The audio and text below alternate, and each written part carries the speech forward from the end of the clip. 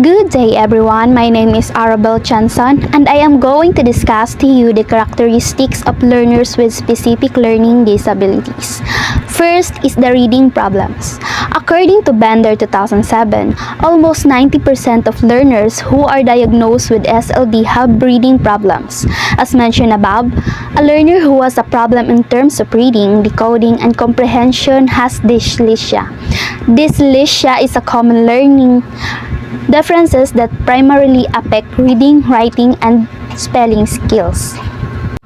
Specifically, the most common type of problem that learners encounter when it comes to reading is lack of phonemic awareness or the inability to recognize and control certain sounds within spoken words. This is because reading involves the ability of an individual to break words into their component sounds. Hardman et al. 2005 lamented that learners with SLD also have varying degrees of difficulty in the different components of the reading process, such as oral reading, reading comprehension, word recognition skills, and reading habits. There are several prevalent difficulties in oral reading. First is omissions. This occurs whenever the learner intentionally or unintentionally leaves out specific words or group of words. This happens when a learner leaves out certain parts of a sentence, such as words, phrases, or even sounds, without meaning to or to keep it up or simply. Next is insertion. This happens when the learner adds one or more words to the sentence. This occurs when a learner adds extra words, letter, or sounds that were not in the original sentence or word. This can happen during reading, writing, or speaking. Example, instead of reading, she walked to the top. She walked to the shop. She read as she quickly walked to the shop. She add the word quickly. Next is substitution. When the learner exchanges one or more words in the passage or one or more significant ones. Substitution happens when a learner replaces a word or words in a sentence or passage with a different word, usually one that seems similar in meaning, appearance, or sounds but is not the correct word from the original text. Example, the children climbed the tree.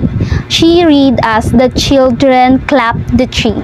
She changed the word climbed into clap. Next is gross mispronunciation of a word. This may happen when the pronunciation of a word significantly deviates from the correct pronunciation.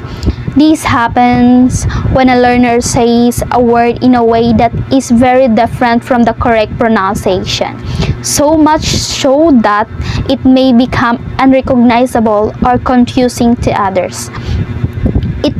It's more than just a small slip or accent difference. It often involves major changes in the sound, syllables, or structures of the word. Example, saying aminal instead of animal, saying skitty instead of spaghetti, saying frustrated instead of frustrated, saying chicken pox as chicken pops. Next is hesitation. This transpires when the learner exhibits a delay of 2 or more seconds before articulating a word. Hesitation occurs when a learner pauses for 2 or more seconds before saying a word, especially during reading or speaking. It's often a sign that the learner is unsure, struggling to recognize the word, or trying to retrieve it from a memory. Example, instead of saying the elephant walks slowly, she say the elephant walk slowly. That is the hesitation. So next is inversion. The learner alters the sequence of words in a sentence. Inversion happens when a learner changes the correct order of words in a sentence. This can affect the sentence's meaning, grammar, or clarity. It's often unintentional and can occur in both spoken and written language. Example, the dog chased the cat. She say, the cat chased the dog. So it literally changed the meaning. Next is the disregard of punctuation. The student fails to follow the correct punctuation rules. This occurs when the student ignores misuse or completely omits punctuation marks while reading or writing. It can lead to sentences that are hard to understand, misinterpreted, or grammatically incorrect. Example, I went to the store, I bought apples, banana, and grapes. No capital letters, nor commas. No period to separate thoughts, which is very wrong. There are typical reading comprehension difficulties observed in children with learning disabilities, including the following. One is challenges in remembering basic details, leading to an inability to respond to specific questions on a passage. Example, the name of the characters in the story. These happen when a learner struggles to recall simple, important facts from a passage, such as the name of the characters, settings, or key events. As a result, they may be unable to answer a specific question even if they just finish reading the text. Number 2 is the challenges in remembering the order of events, leading to an inability to articulate the chronology of the story that was read. This occurs when a learner struggles to recall and retell the events from a story in the correct order. As a result, they may mix up the sequence or leave out key steps, making it hard to explain what happened from the beginning to end. And the third one is the challenges in remembering the main idea, resulting in an inability to recall the main theme of the story. This happens when a learner can't identify or recall the central message or main point of a story or passage. Instead, they may focus on minor details or be unsure what the story was really about overall. Next characteristic is math underachievement. Students with learning disabilities may experience difficulties in both mathematical computations and mathematical reasoning. Math underachievement refers to a situation where a student performs below grade level expectation in mathematics. This may involve difficulties with both mathematical computation and mathematical reasoning.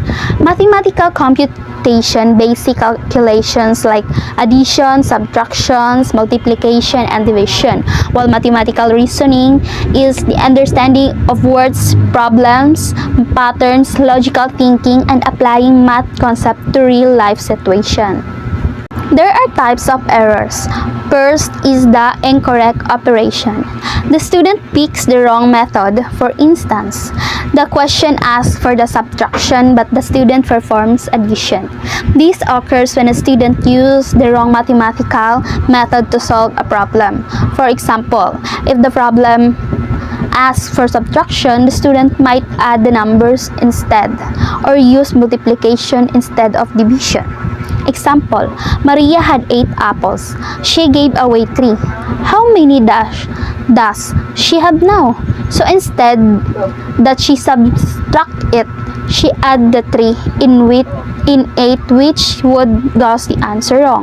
Next is the incorrect number phase. The student's memory of the number fact is wrong. For instance, the student recalls that 9 times 9 equals 78 instead of 81. It shows that the student has learned the fact incorrectly or is struggling to retrieve it accurately from memory. Next is incorrect algorithm. The way that the student solve the problem is not right. The student does right step but in the wrong order, or the students may use the wrong operation. So when a student uses an incorrect algorithm, it means they are attempting to solve a problem using a method that doesn't lead to the correct solutions. This can happen in a few ways. Sometimes the student may include the right steps but perform them in the wrong order, which changes the outcome.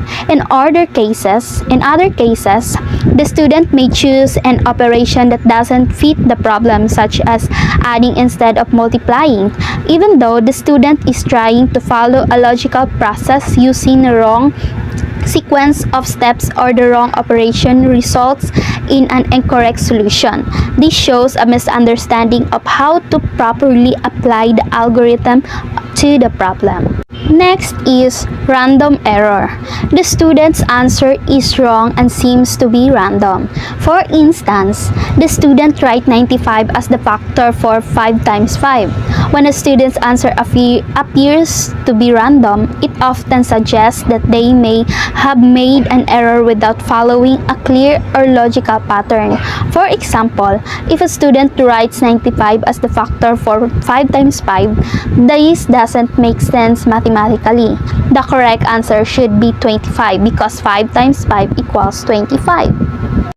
Next characteristic is poor social skills. Learners with SLD may also have problems in socializing and interacting with other people. Learners with specific learning disabilities may also struggle with socializing and interacting with others. These can be due to difficulties in communication, such as understanding social cues, expressing themselves clearly, or following the flow of conversation. They might also have trouble grasping social norms, emotion regulation, or responding appropriately in social situations. These challenges can affect their ability to build and maintain friendships and may lead to feelings of frustration or isolation. As a result, students with SLD often benefit from additional support to develop their social skills and improve their interactions with peers and adults. Next one is attention deficits and hyperactivity. Attention deficit and hyperactivity disorder, or ADHD, develops together with SLD. With this, learners who are diagnosed with SLD and ADHD will have learning problems, attention deficit, and hyperactivity. When attention deficit and hyperactivity disorder develop alongside specific learning disabilities, it creates additional challenges for learners. ADHD is characterized by difficulty maintaining attention, being easily distracted, and exhibiting hyperactivity such as an inability to sit still or control impulses. When combined with SLD, which already affects learning processes, these issues can make it even harder for students to focus on tasks, stay organized, or follow through with assignments. The combination of attention deficits and hyperactivity can interfere with the student's ability to complete schoolwork, participate in class, and engage in social situations, often leading to frustration and difficulties in academic achievements. These students may require tailored interventions and support to address both attention challenges and learning difficulties. Next is behavior problems. Research findings shows that there is an increasing behavioral problems associated with learning with SLD. Research has shown that learners with specific learning disabilities often experience increasing behavioral problems.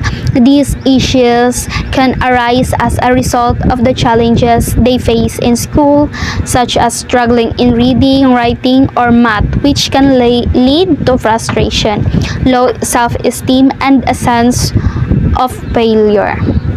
When students are unable to keep up with their peers academically, they may act out in various ways, including aggression, defiance, or withdrawal. These behavioral problems can also be linked to difficulties in emotional regulation, social interaction, and coping with stress. As a result, the emotional strain from their learning difficulties can manifest in challenging behaviors, making it important to provide both academic and behavioral support to help these students succeed. Last one is low self-esteem or self-efficacy. Compared to their peers without learning disabilities, students with SLD are more likely to report lower levels of self-efficacy, mood, effort, and confidence. They are more likely to manifest low self-efficacy when given asked to perform and lack confidence in presenting themselves in front of the class. Students with specific learning disabilities often experiences lower self-esteem and self-efficacy compared to their peers without learning disabilities. Self-efficacy refers to the beliefs in one's ability to succeed in specific tasks or challenges. Because students with SLD frequently struggle with academic tasks, they may begin to doubt their abilities and feel less confidence when facing new tasks. This lack of confidence can result in lower motivation, decreased effort, and a negative outlook on their potential for success. For example, when asked to perform tasks or present in front of the class, these students may feel overwhelmed or anxious, fearing failure or embarrassment. Over time, this negative feeling can impact their academic performances and overall mood, creating a cycle of diminished self-confidence and motivation. That's all my topic, everyone. I hope that you've learned something from it. Thank you.